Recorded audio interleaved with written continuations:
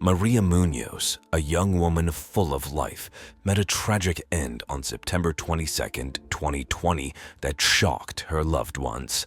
The community was puzzled about who could have done such a terrible thing until they were shocked to discover that Maria's own husband was the unexpected suspect. As the details emerged, a web of secrets and deception was revealed, leaving everyone close to Maria shocked and saddened. In the bustling state of Texas, a shocking event unfolded that left everyone shocked. Maria Munoz, a young and lively woman full of dreams, met a tragic end that deeply affected her family and friends.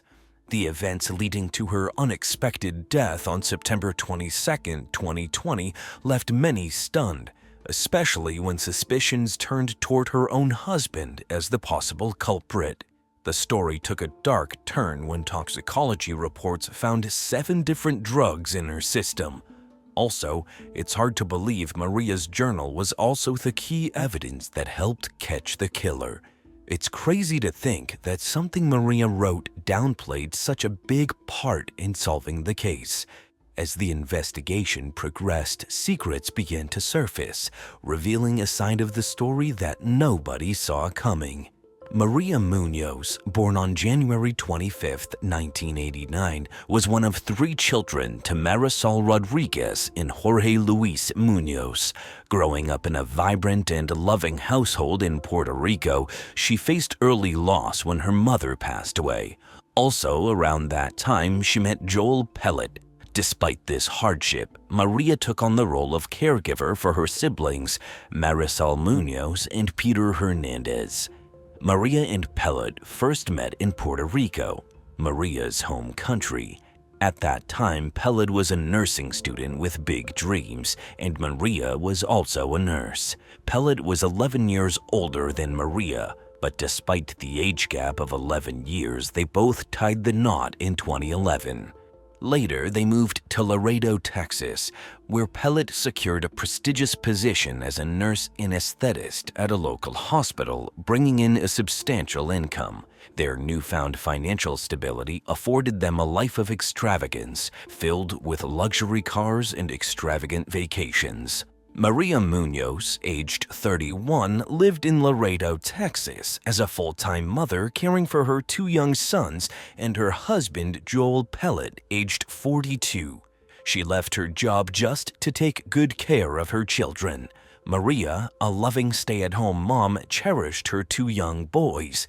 Every day she would take them to the park to play and read to them before bedtime, showing her dedication as a mother. While she enjoyed being at home with her children, she also found joy in playing the piano as a hobby. Despite her happiness as a stay-at-home mom, she always held on to her dream of returning to school and becoming a nurse again. For a long time, everything appeared to be going smoothly in their relationship. Pellet would often share pictures of his wife and children, proudly talking about how wonderful they were to his friends and colleagues. However, behind the scenes, a different story was unfolding.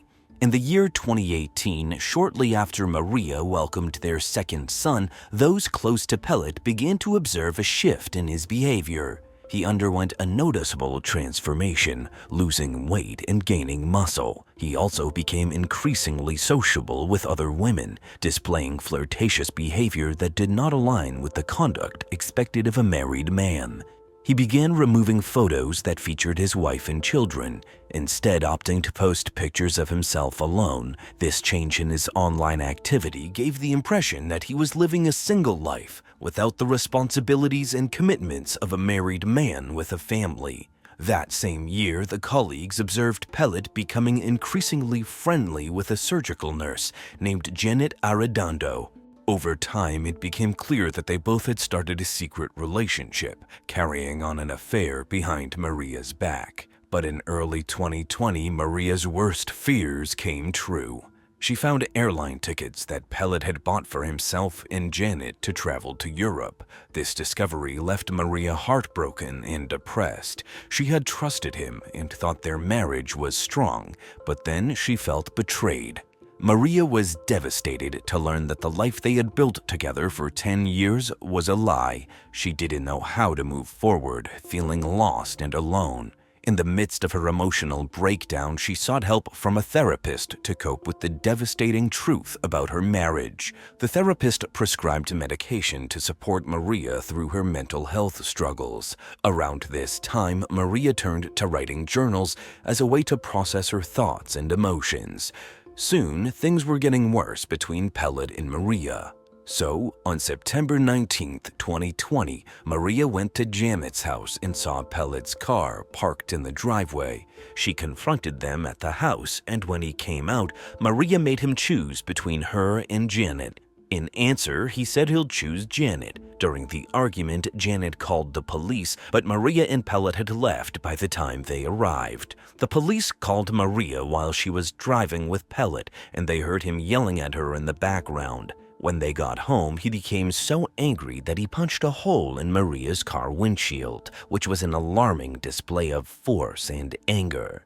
The following morning, on Sunday, September 20th, Maria sent Pellet a text message expressing her intention to hire a lawyer to help sort out their situation. However, he replied suggesting that they handle things without involving lawyers, as he believed it would be too costly. Just a few hours after their text exchange, it seemed that he had a change of heart. He sent Maria an email expressing his deep sadness and inner turmoil. In the email, he conveyed his desire to sit down with Maria for an honest and non-argumentative conversation. This is what he said. "I am so sad I am hurting inside.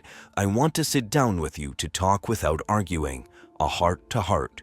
Maria replied to his email, and they both agreed to meet at approximately 5 p.m. the next night on Monday, September 21st. Before going to meet him, she was so nervous and then messaged her friend Yasmin Martinez that today they were going to meet. This is what she said: "I just ask if you can pray for me," but sadly, her prayers were not answered, and the meeting ended in a horrifying way. On September 22nd, 2020, Pellet dialed 911 in a panic, mentioning that his wife might have taken some prescription pills and was not breathing. Officer De La Cruz was the first who came to Pellet's house at around 1:40 a.m., and his body cam was also recording every detail. The officer found Pellet at the top of the stairs near the main bedroom. He was still wearing his green hospital scrubs and was doing CPR on his wife. Their 2 sons were sleeping in the rooms close by. As soon as the paramedics got there, they took over doing CPR on Maria. While first responders were working diligently to save Maria's life, another officer approached Pellet to inquire about the pills she had reportedly taken. Without hesitation, Pellet went to a nearby bathroom, searched through the medicine cabinet, and retrieved a bottle. He handed it to the officers, who later discovered it contained a prescription for clonazepam, a benzodiazepine medication used to manage acute anxiety, panic attacks, and sometimes epilepsy. Benzodiazepines, like clonazepam, work by slowing down the nervous system to induce a calming effect. Upon examining the bottle, the officer noticed that the pills were actually prescribed to Pellet, not Maria. Another detail that caught the officer's attention was that the pill bottle had been returned to the medicine cabinet. Typically, in cases of overdose, the pill bottle is found near the person. Afterward, Pellet was captured on body camera picking up the pill container from the floor and placing it in his pocket. De La Cruz questioned himself as to why he would retrieve the pills. Could he be concealing something? Another reason to suspect Pellet with De La Cruz also came across a needle catheter on the stairs in the couple's home. This seemed odd to him. Pellet and Maria had 2 young children, so finding a needle on the stairs raised questions about why it was there. This is not all. Investigators also uncovered more than just a needle. They also discovered syringes and IV equipment neatly packed in a medical bag. While this finding may seem ordinary given Pellet's profession as an anesthesia nurse, the presence of these medical tools outside a clinical setting raised intriguing questions for the investigators. Despite this unusual circumstance, Pellet informed the officers that Maria had been struggling with deep depression recently. He explained that her mental health had been deteriorating, leading her to take the pills in an attempt to cope with her overwhelming emotions. So, despite first responders' best efforts, Maria couldn't be revived. It's hard to believe, but by 3:58 a.m. that day, she was pronounced dead. After Maria was declared dead, officers took Pellet downstairs to the kitchen for additional questioning. He then explained to the officers that on that day, he and Maria had met for a conversation. After their discussion, they both got intimate and then he took a shower. Upon exiting the shower, he found Maria asleep. He went downstairs for a while, though the reason for this was not clarified. When he returned upstairs and approached Maria, he discovered she was unresponsive and not breathing. While talking, the officer noticed Pellet's strange behavior. He was sweating very badly and was literally unable to answer simple questions about the incident. The officer also observed that Pellet's level of sweating was noticeably higher than anyone else present, even the first responder who had been trying to save Maria's life for the past 2 hours. This made officers more suspicious of him. For further questioning, he was then taken by Sergeant Luis Mata to the police station. At the police station, Pellet was left alone in the interrogation room for a while before an officer came in. His every action was getting recorded on video. When officers watched the footage, they were shocked to see how Pellet suddenly went crazy. He started screaming, crying, hitting the walls, and throwing furniture around the room. He was being so loud and out of control that people in the hallway and other rooms nearby got scared hearing all the voices coming from his room. So, at 4 a.m., an officer, Sergeant Luis Mata, entered the room to talk to Pellet. During this conversation, he opened up once again about the events leading up to Maria's death. Shockingly, he also confessed to the officer that he had been involved with another woman named Janet. He revealed that he had actually left the family home 5 months earlier and was living with her at the time of Maria's death. He shared that he had been in a relationship with Janet for 2 years by then, and Maria had been aware of the affair for a while. According to him, on the night of Maria's passing, he visited the family home to have a conversation with her about their marriage. After their discussion, they got intimate. He said he thought Maria was asleep in her room, but only 10 minutes later when he returned to check on her, but tragically found her unresponsive. He later confessed to the officer that he gave Maria the medication prescribed to him, clonazepam, to help ease her anxiety and depression. However, he couldn't provide details to the officer about how much she had taken or how many pills were left in the bottle before she accessed them. Unfortunately, he was unable to provide any additional information to help clarify the situation. After all the questioning, he was released. So the next step was to do Maria's autopsy.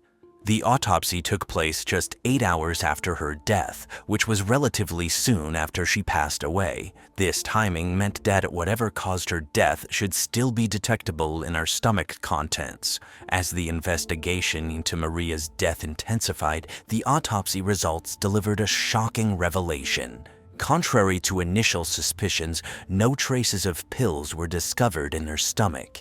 However, the medical examiner's report uncovered a shocking clue, a small, red mark on the inside of her elbow. What was more shocking was that it was a pinprick mark. The small red mark on her arm was concerning because it suggested she may have been injected with something. This unexpected discovery led investigators to explore the significance of this mark and its potential connection to her death. Soon, the investigators discovered another thing from Maria's house. So, what was that? A journal was found at Maria's place. As it was mentioned earlier, to cope with the anxiety and depression, she started writing a journal.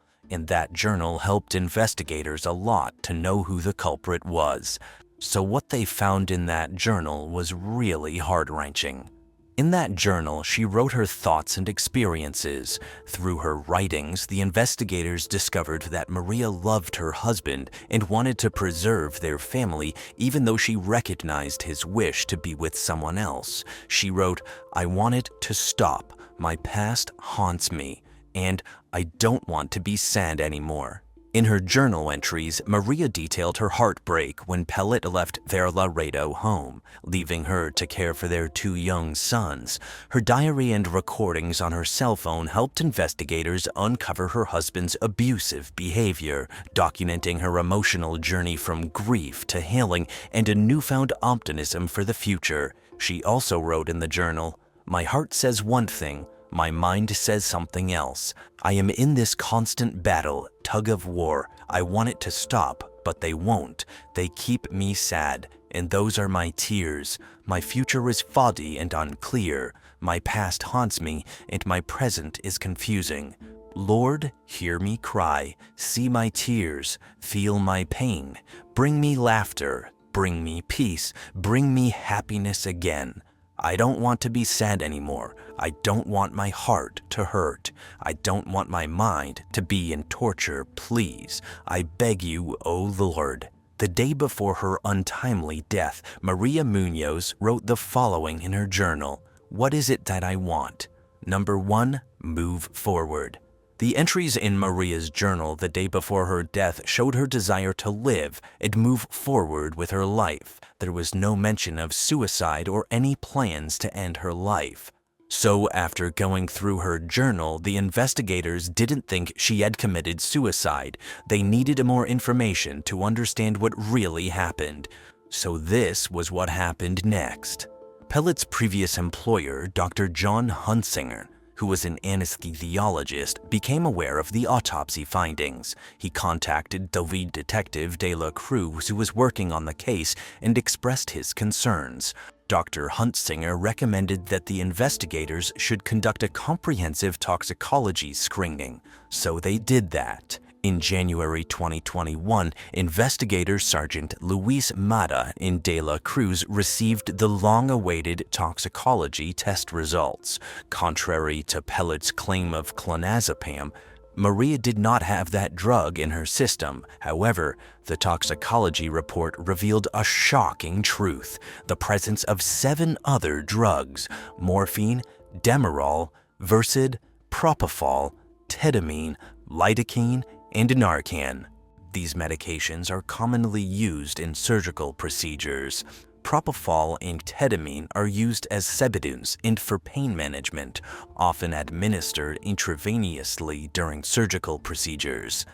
Most people cannot access these drugs easily, and even many nurses and other medical professionals may never come into contact with medications like propofol and ketamine unless they work directly in anesthesiology.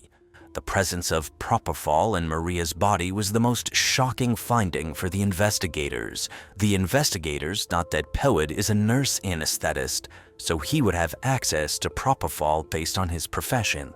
When Dr. Hunsinger, who worked with Pellet and had experience using propofol, saw the amount found in Maria's system, he said it was the highest quantity he had ever encountered.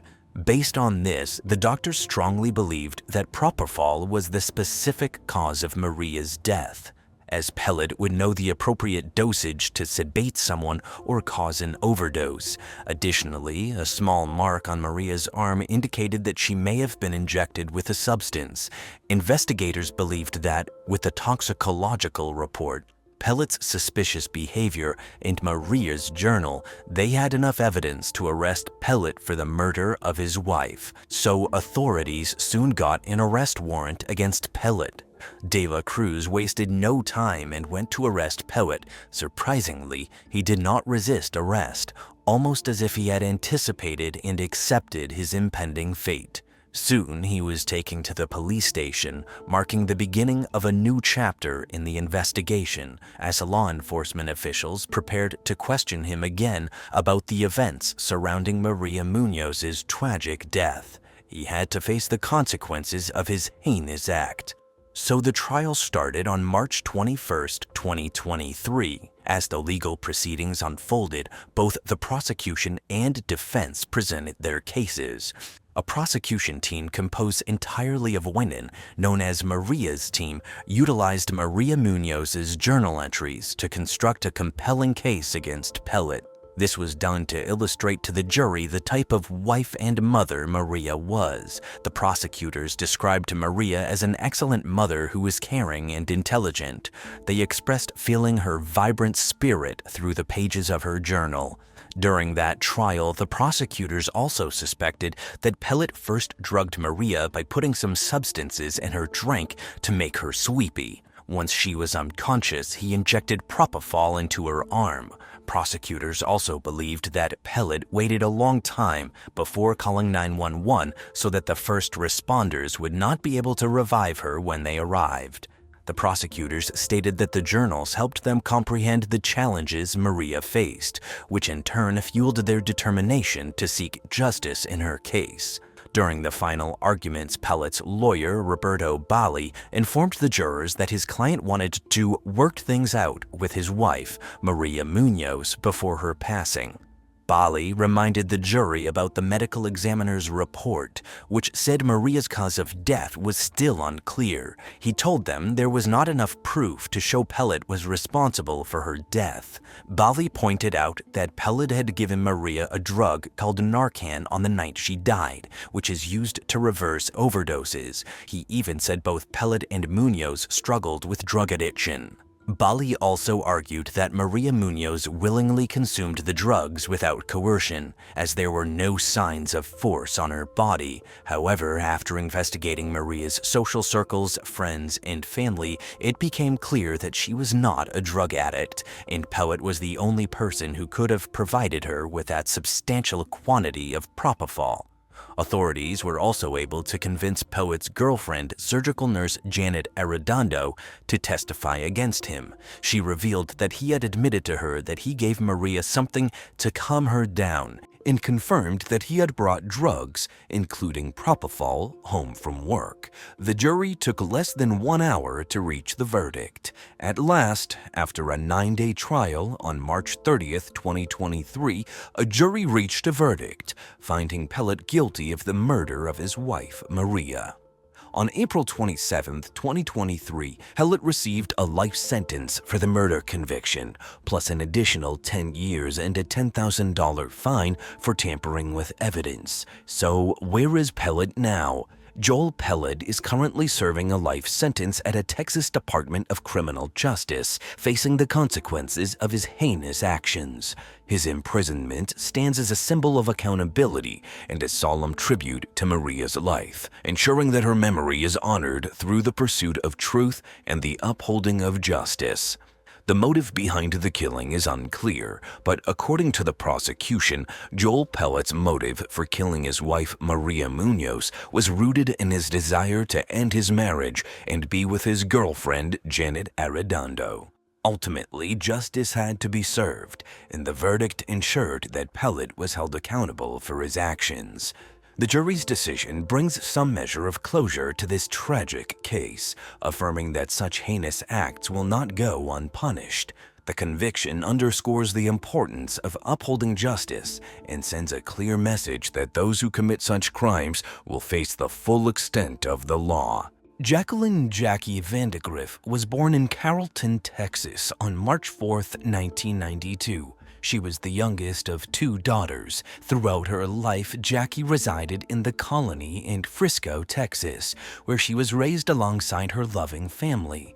Before Jackie could walk, she learned to somersault, showcasing her natural talent for gymnastics.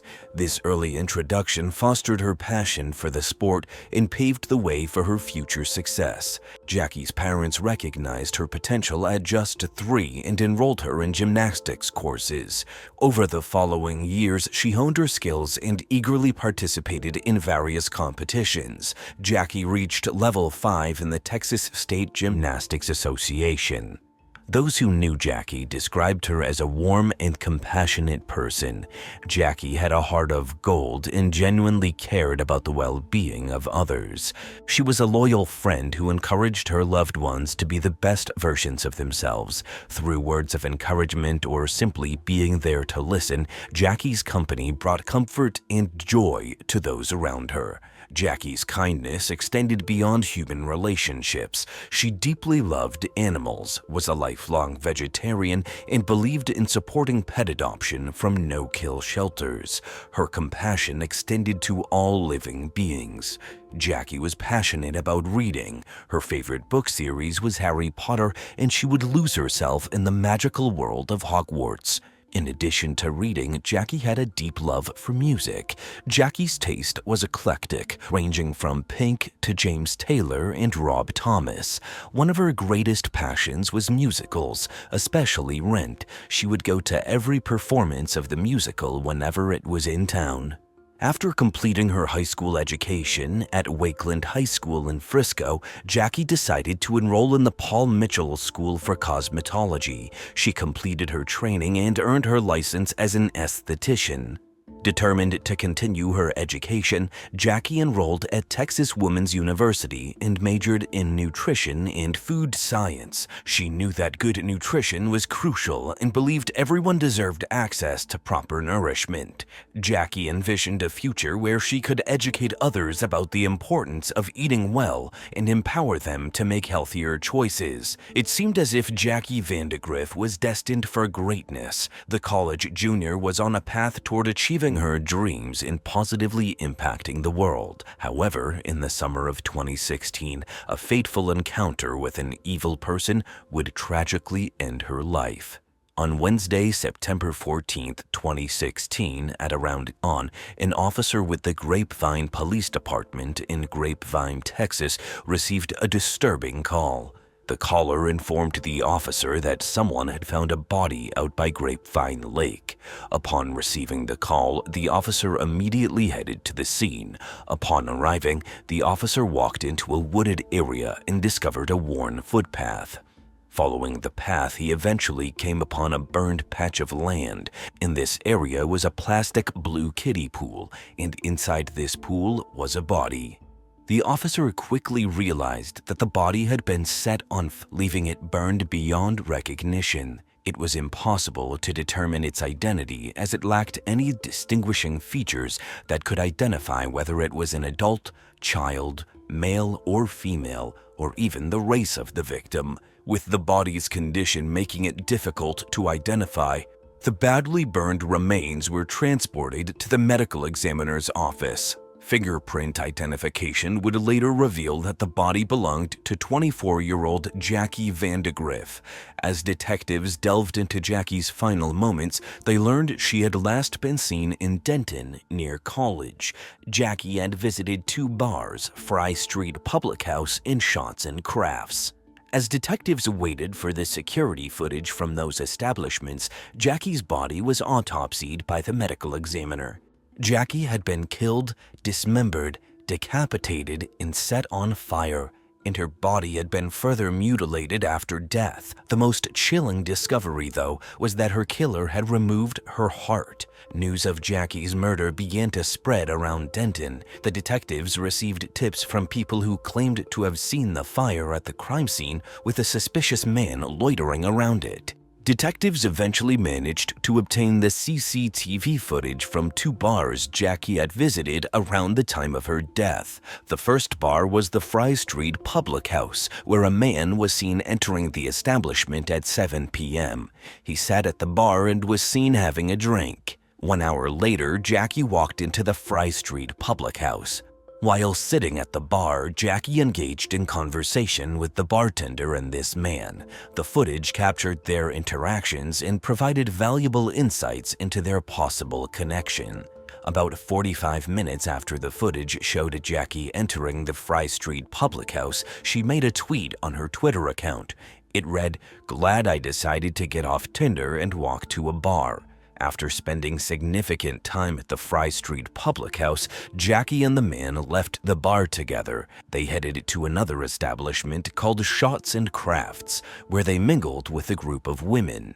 Around 9:45 p.m., Jackie and the man left Shots and Crafts together. The detectives could track Jackie and the man using the CCTV footage. They followed their journey and discovered that the man had taken Jackie to his car. At the convenience store, Jackie can be seen in the man's vehicle, and at that point, all appeared okay. However, that was the last sighting of Jackie before her murder.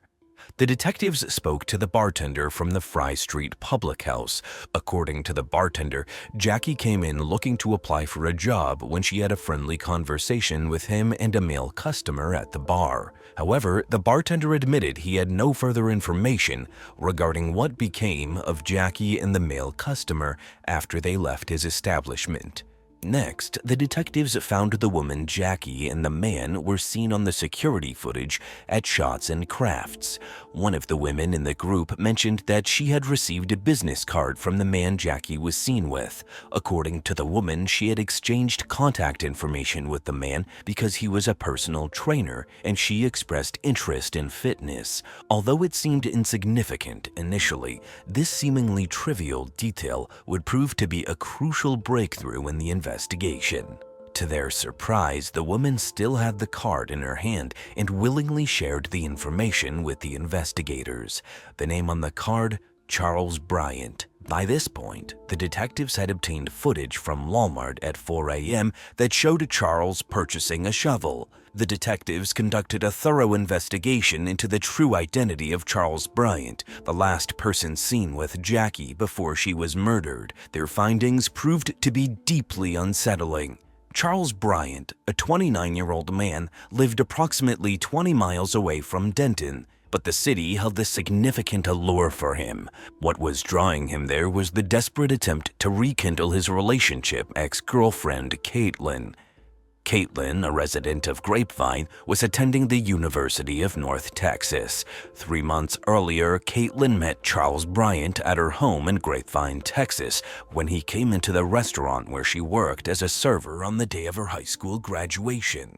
Charles was different from the high school boys Caitlin was used to. Firstly, he was in his late 20s, almost a decade older than Caitlin. Secondly, Charles was covered in tattoos, showcasing his muscular physique. He worked as a personal trainer and bartender, accumulating unique skills and traits that intrigued Caitlin. During the summer of 2016, Caitlin spent nearly every day with Charles at Grapevine Lake. Their attraction grew stronger with each passing day, and Caitlin was captivated by her older boyfriend's enigmatic nature.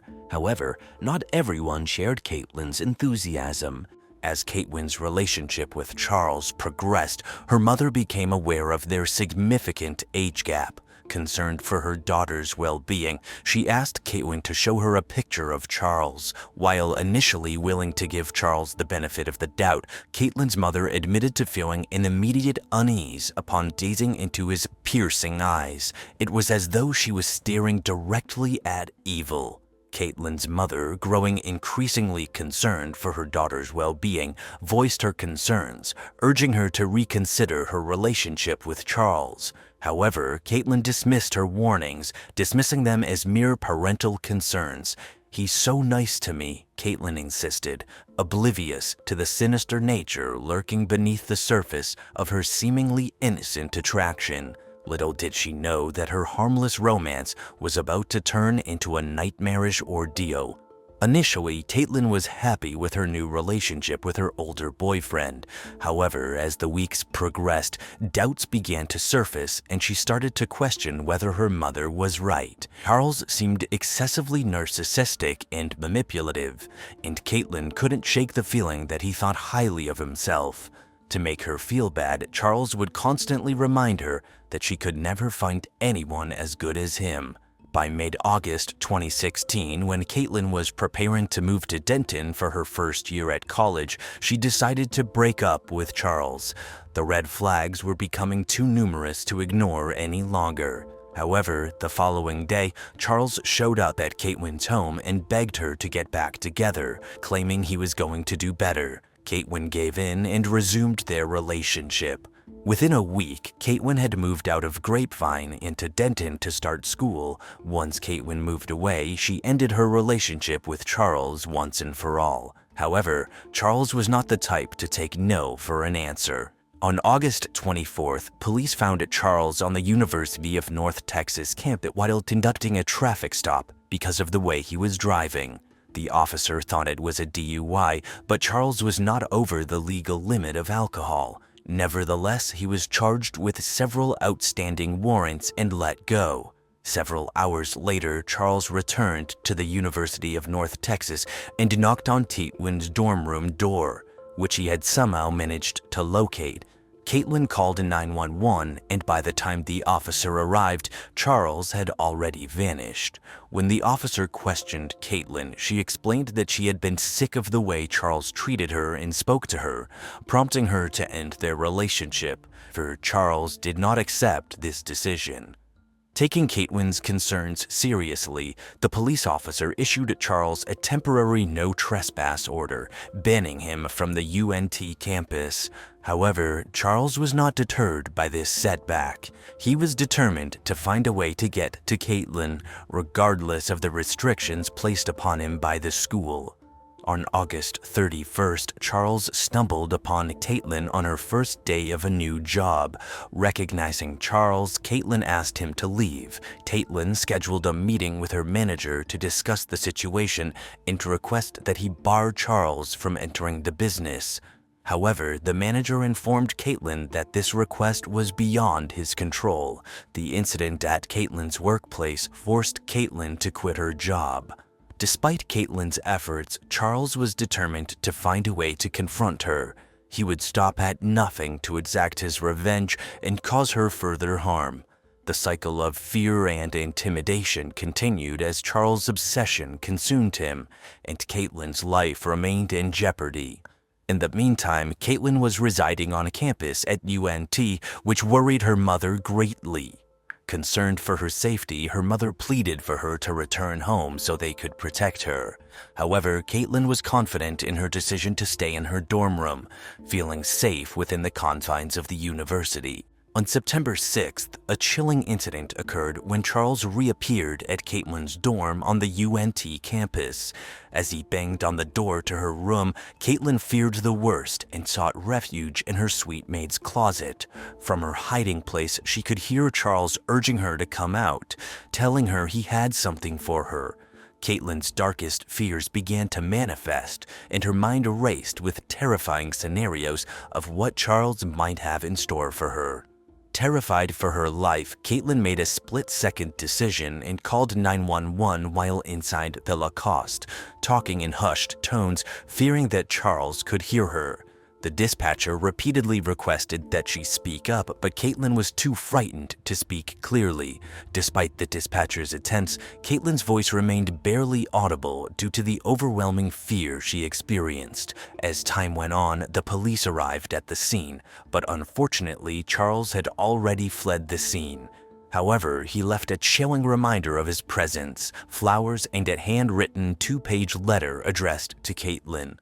The letter contained disturbing messages and further heightened the fear of the young woman. Minutes after the incident, officers managed to apprehend Charles outside campus, dressed in running clothes, as if he was exercising as a student.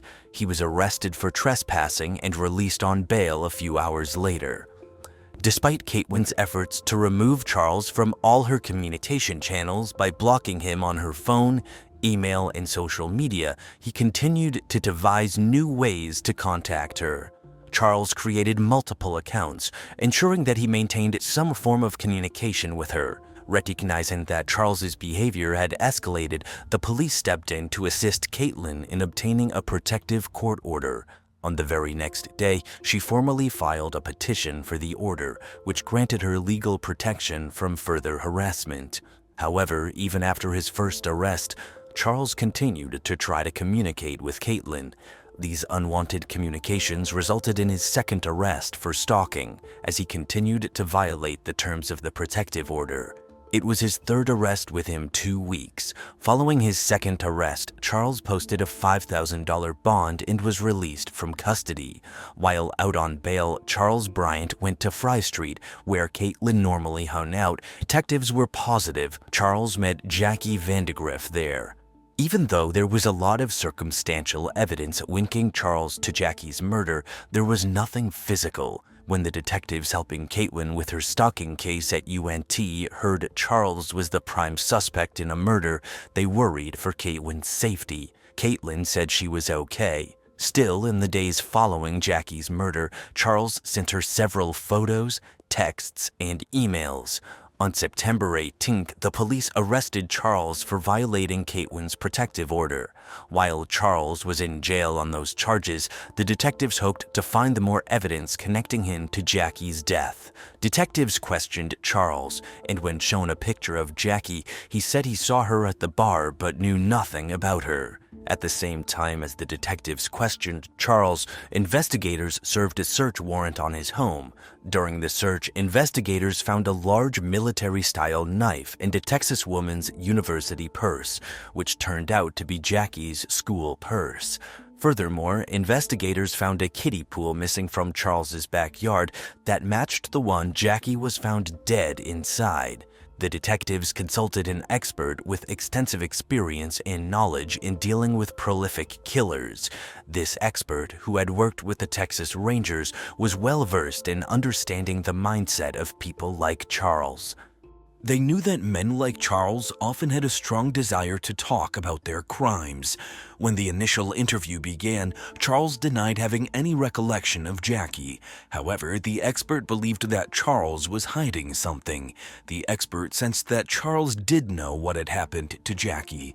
To create a friendly and open atmosphere, the expert attempted to lighten the tension in the interrogation room.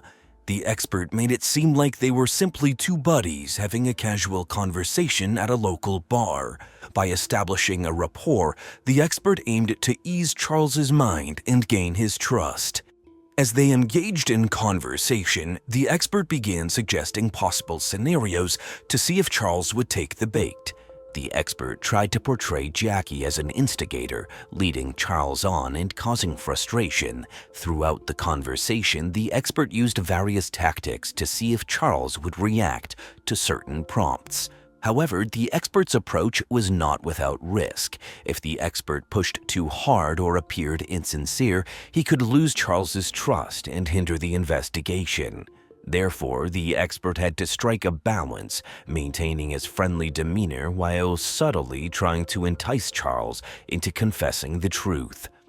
During the interview with Charles, the expert closely monitored his responses and mannerisms to understand his character better. Under the pretense of aiding Charles in recalling the events surrounding Jackie's admission, the expert conducted a brief memory exercise. To the expert's surprise, Charles's story began to change slightly. Initially claiming ignorance regarding Jackie's admission, Charles disclosed that he had spoken to her at the Fry Street public house when she went there to apply for a job. As the conversation between the expert and Charles continued, the expert decided to take a different approach. Ordering pizza, the expert hoped that the food might relax Charles, and the detectives could uncover the motive behind Jackie's murder. The detectives involved in the case believed that the catalyst behind Jackie's death was Charles's uncontrollable rage towards his ex-girlfriend, Caitlin. The interrogation lasted for approximately 3 hours, and during this time, Charles admitted to unintentionally killing Jackie during what Charles referred to as kinky sex. According to Charles, the incident took place in his car, and Jackie asked him to choke her with an oversized zip tie that he had in his possession. However, Charles insisted that the death was accidental. Charles claimed that neither he nor Jackie had tightened the zip tie. It had just happened. After the interview, Charles Bryant was charged with Jackie Vandergriff's murder.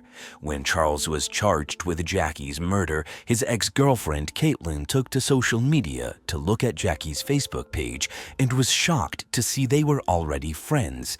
Suddenly, Caitlin remembered getting a friend request from Jackie's Facebook page on the day her body was found before Caitlin was aware of the case. Caitlin was positive that her ex-boyfriend Charlie and the suspect in Jackie's murder used Jackie's phone to friend request her. Furthermore, a tweet sent out from Jackie's account after her death which read, "Never knew I could feel like this," the police also felt came from Charles after he murdered her. One woman, Christy, was stunned to hear that Charles, whom she had met through a dating app the previous year, had been charged with murder. The Charles she knew was quiet and reserved, but during their brief time together, she observed several red flags that raised her suspicions. Christy claimed that Charles quickly became attached to her, and she eventually decided to end their relationship.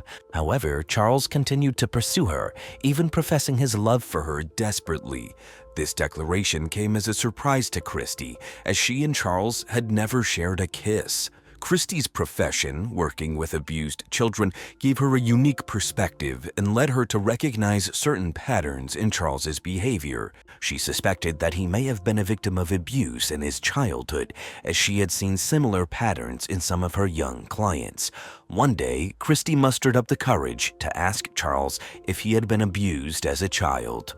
To Christy's surprise, Charles admitted that he had experienced such trauma. However, the police found no verification of Charles's claims of abuse. However, Christy thought it was true that Charles was abused. She claimed because Charles was a nice man and she felt sorry for him, she stayed in touch, albeit at a distance, but never thought he was capable of murder. Because Jackie's autopsy provided few answers, such as her cause of death and where she was killed before she was dismembered and set on fire, the prosecution worried about providing a murder case. The autopsy results failed to provide clear insights into the circumstances surrounding Jackie's death, leaving key questions unanswered. Charles admitted to disposing of Jackie's body after she accidentally died during rough intercourse. During the investigation, Charles confessed to his involvement in disposing of Jackie's body. However, he pleaded not guilty to her murder. The prosecution sought Caitlin, Charles's ex-girlfriend, to testify about his stalking behavior and obsessive, violent tendencies, aiming to demonstrate a link between his rage towards Caitlin and his eventual murder of Jackie, an individual whom even Charles admitted during his interrogation bore a striking resemblance to Caitlin.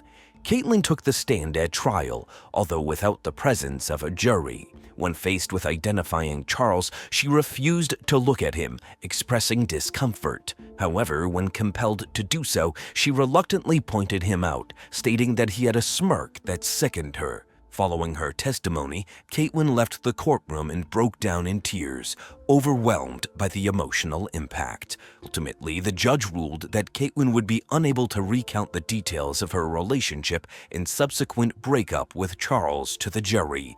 In April 2018, 1.5 years after Jackie's tragic demise, Charles Bryant stood trial for her murder. However, Jackie's best friend found herself unable to bear the sight of Charles, choosing not to attend the court proceedings. The mere thought of having to confront him face to face was too overwhelming for her to bear.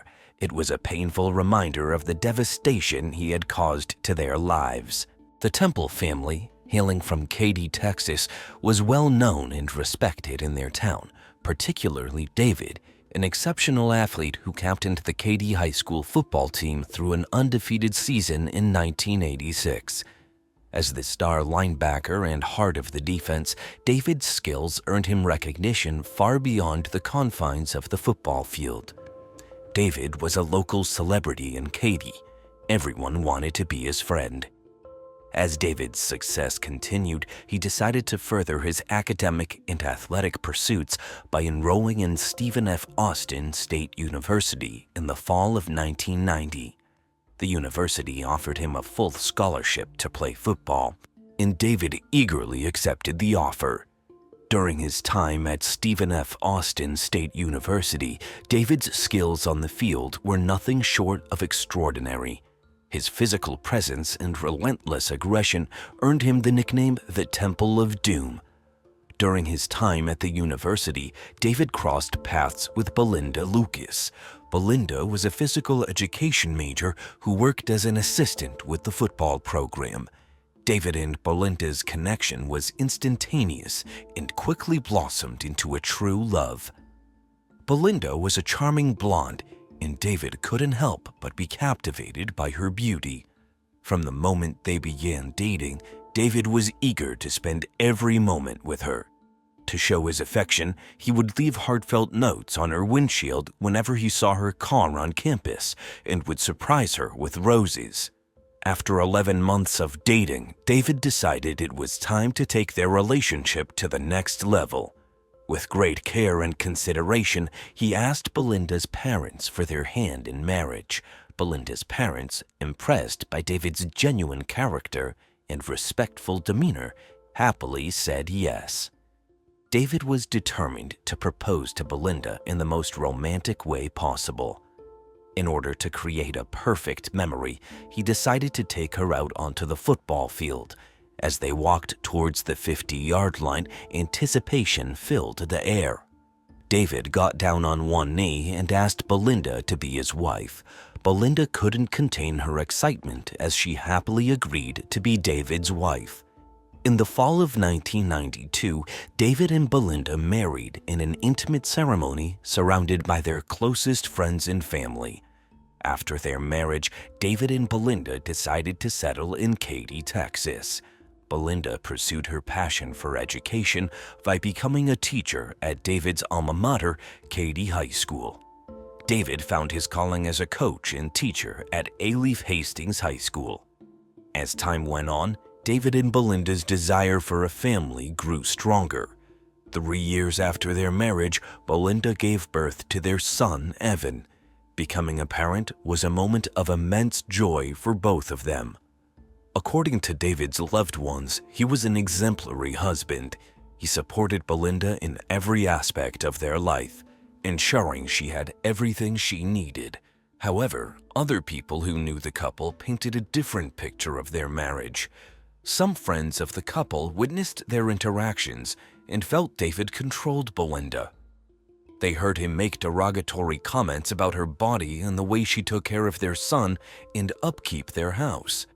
According to Belinda's twin, who spent time with David and Belinda during the holidays, David made frequent jokes at the expense of Belinda's big butt. Additionally, multiple individuals reported that David referred to Belinda as fat and ugly and verbally attacked her family. He made derogatory comments about them, referring to them as crazy white trash, and he actively hindered Belinda and their son Evan from spending time with Belinda's family. David appeared visibly upset with Belinda's inability to shed the weight she had gained during her pregnancy with their son Evan. His frustration seemed to stem from his dissatisfaction with having a spouse who let herself go physically. However, despite David's less-than-ideal behavior, it was generally agreed that he genuinely adored their son and was a doting, loving father. Over time, David started to distance himself from his wife, Belinda. One day, David attended a high school reunion where he found himself reacquainted with an old flame. The following day, he informed a friend that he had hooked up with an ex-girlfriend during the reunion. David started to spend more and more time away from home. He told Belinda he was at happy hour with his fellow football coaches. However, in reality, David was frequenting exotic dance clubs where he would engage in casual encounters with other women. Belinda sat at home, feeling a sense of unease in her marriage. As she played with her son, she couldn't help but wonder if something was amiss. Belinda confided in her friends, expressing her suspicions that David might be cheating. However, she hesitated to believe these thoughts, knowing there had to be a reasonable explanation for David's increasing absence from home. However, when Belinda examined their credit card statements, she became concerned. She noticed a high number of charges from exotic nightclubs, which raised questions about David's activities.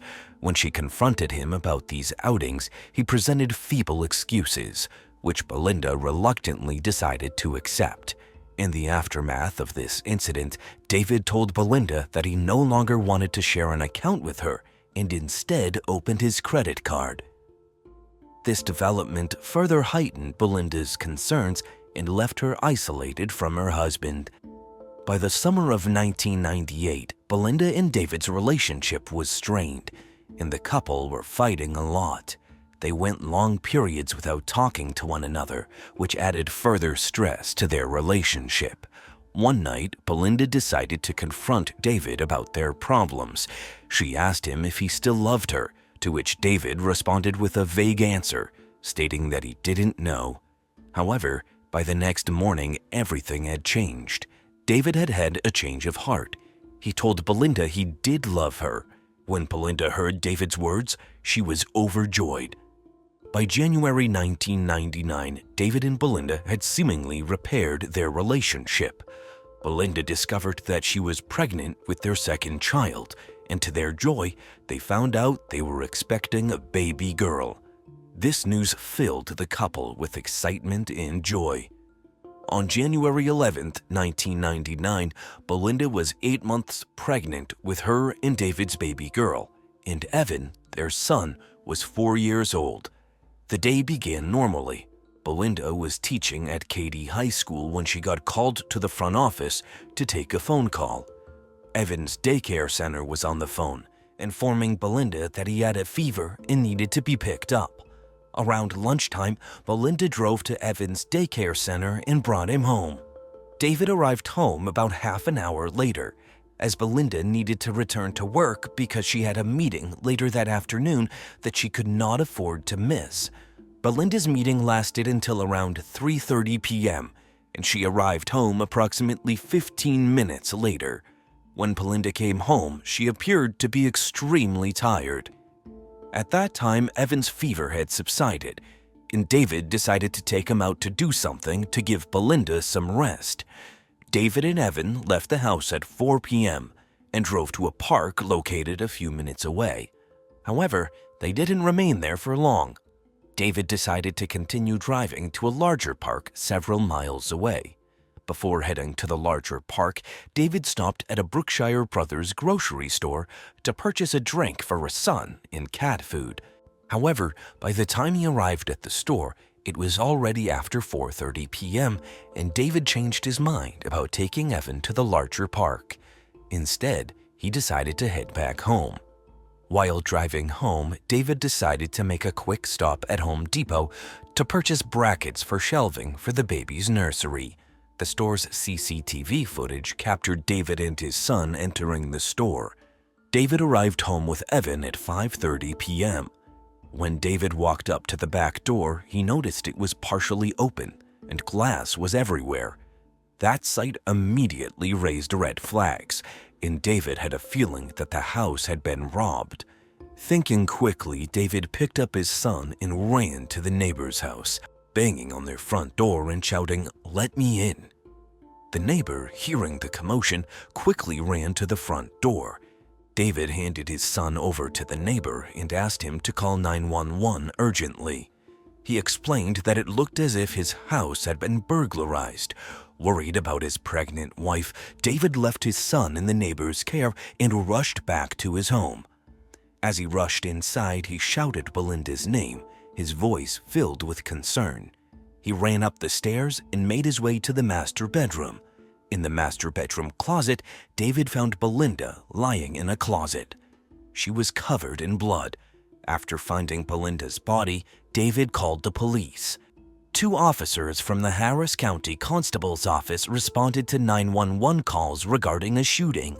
As they made their way to the scene, they were informed that a person had been shot. Upon arrival, the officers encountered a barrier in the form of David and Belinda's dog, Shaka. The dog, known for being vicious and protective, was barking and growling, preventing their entry. The officers quickly realized that they needed to find a way to gain access to the house, as someone inside had indeed been shot.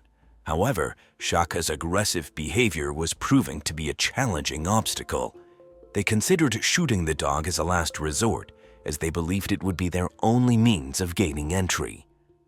Just as the officers were about to take action, David unexpectedly stepped out of the backyard.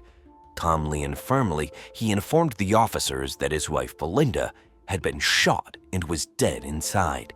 The officers ordered David to take control of his dog before they could enter the premises.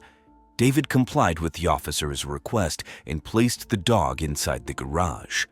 David was placed in a patrol vehicle as medical personnel and additional officers arrived. However, while in the patrol car, David started to act agitated. The officers explained that they needed to take him to the police station for questioning regarding his wife Belinda's death. During the interview, David talked about the moments leading up to when he discovered his wife dead in the closet. However, David acted irritated and aggressive. According to the detectives, David refused to look them in the eye, and he shook his body and bounced in the chair as he spoke.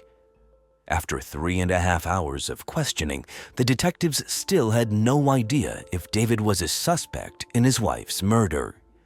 His answers were inconclusive, and he was not cooperative, making it impossible for them to eliminate him as a suspect. When crime scene investigators arrived at David and Belinda's house, they were confronted with a gruesome sight.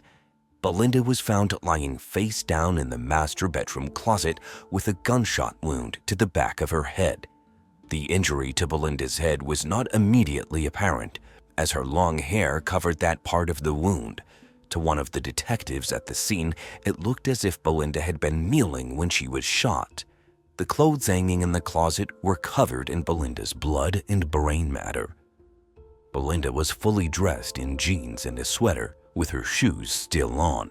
She also wore a watch, bracelet, necklace, and rings. On January 12, 1999, a medical examiner conducted an autopsy on Belinda, confirming that she had been shot by a 12-gauge shotgun, which fractured her skull. The medical examiner determined that Belinda had been killed sometime on January 11th, but was unable to identify a specific time of death due to the body's state of lividity after the medics removed it from the crime scene. Furthermore, the medical examiner noted that Belinda's unborn daughter would have died as a result of her gunshot wound to the head, but stated the death would not have been instantaneous. Crime scene investigators searched David and Belinda's house. The examination of their home revealed evidence indicating that the individual who committed the shooting had entered through the back patio door by breaking a panel of glass. However, as the investigator closely examined the broken glass on the floor, he noticed that the pattern was consistent with the window being broken while the back door was ajar. This finding raised suspicions about the circumstances surrounding the break-in. The investigators' analysis led them to the conclusion that if the back door had been closed when the glass was broken, he would have expected to see the glass scattered closer to the couch. However, the fact that the glass fragments were found in the living room suggested an alternative scenario. If the intruder intended to gain entry into David and Belinda's home, why would they choose to break the glass of an already unlocked and open door? Even though drawers were pulled out and some items were turned over in David and Belinda's home after a thorough investigation, nothing of value was missing.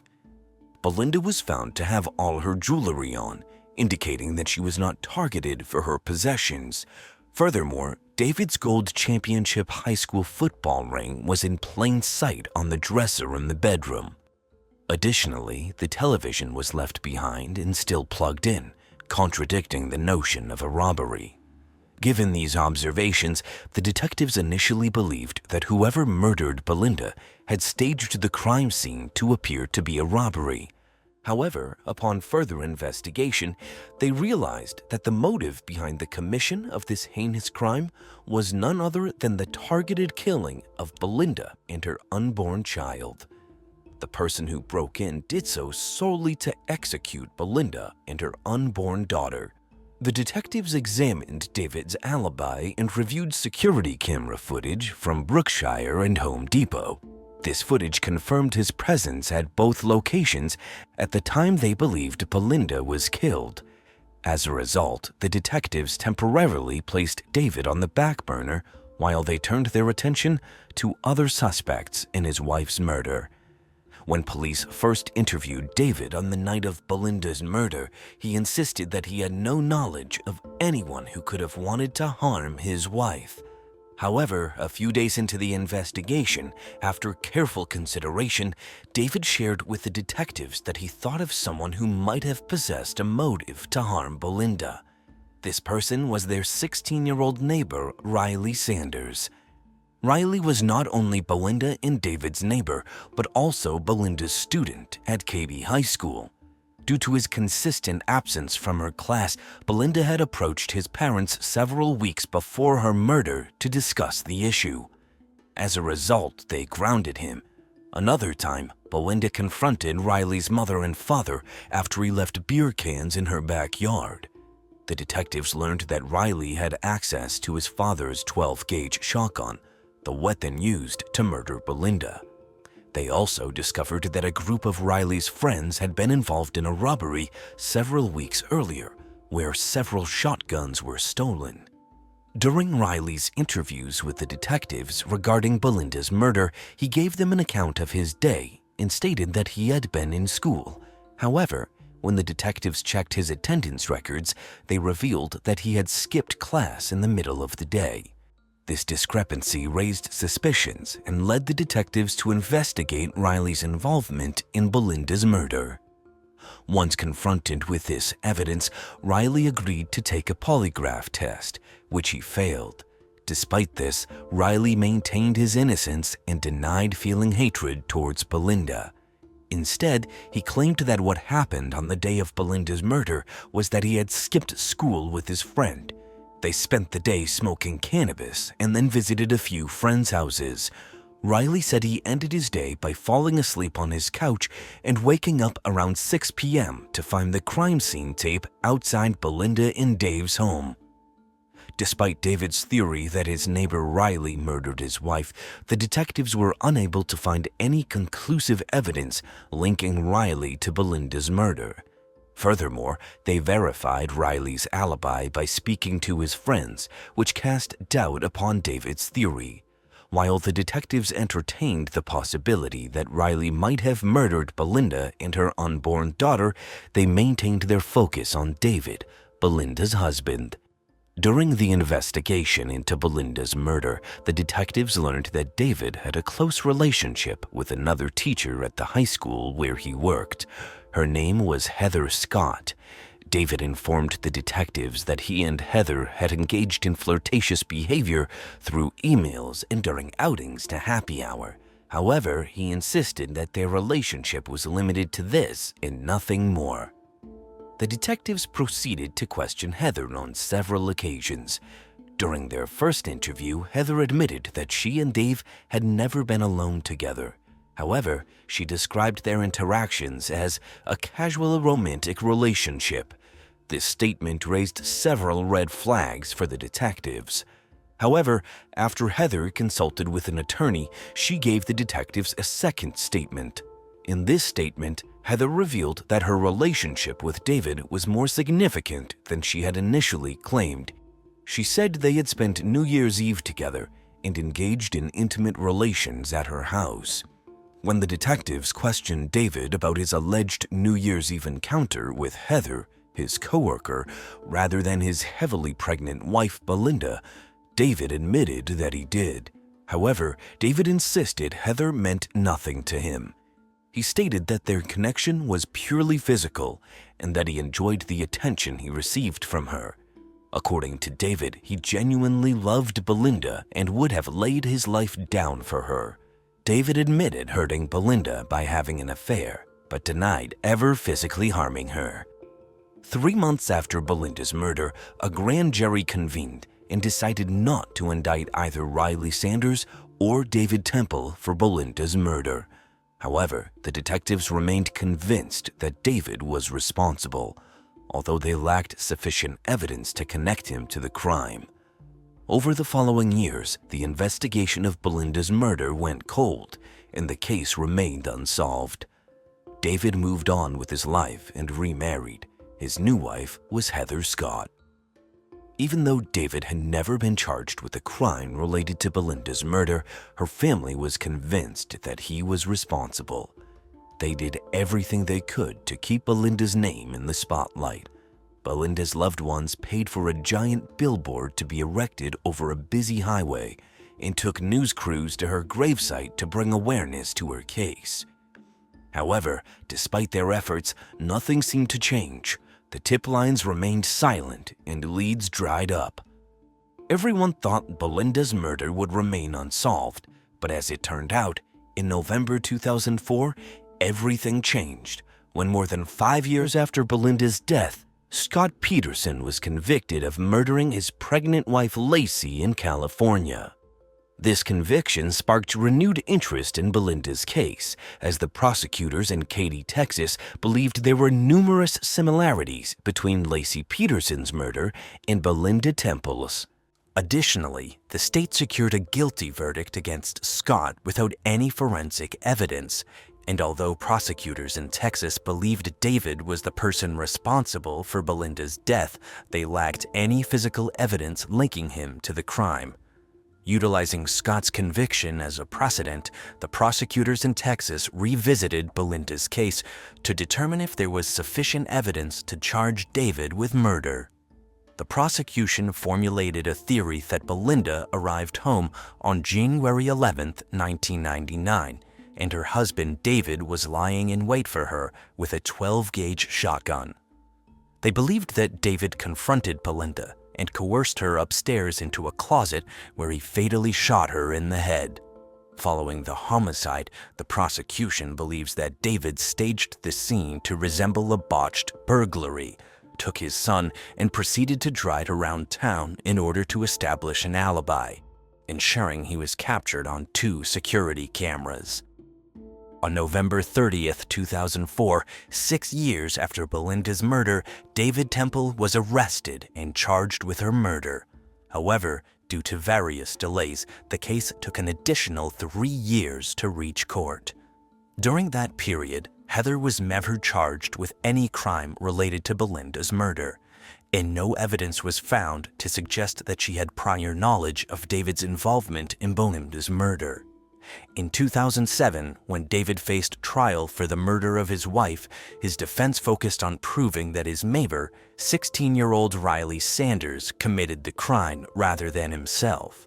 After just 8 hours of deliberation, the jury returned with a guilty verdict, sentencing David to life in prison. However, in 2016, the courts overturned his conviction, citing the prosecution's failure to disclose crucial evidence. This reversal set the stage for another trial in 2019, where David was once again convicted of murdering Belinda. Despite the guilty verdict, the judge declared a mistrial as the jury was unable to agree on a sentence. In the years that followed, David's resentencing hearing was delayed due to the COVID-19 pandemic. Finally, in 2023, the hearing commenced. Once again, it took the jury just a few hours to find David guilty and sentence him to life.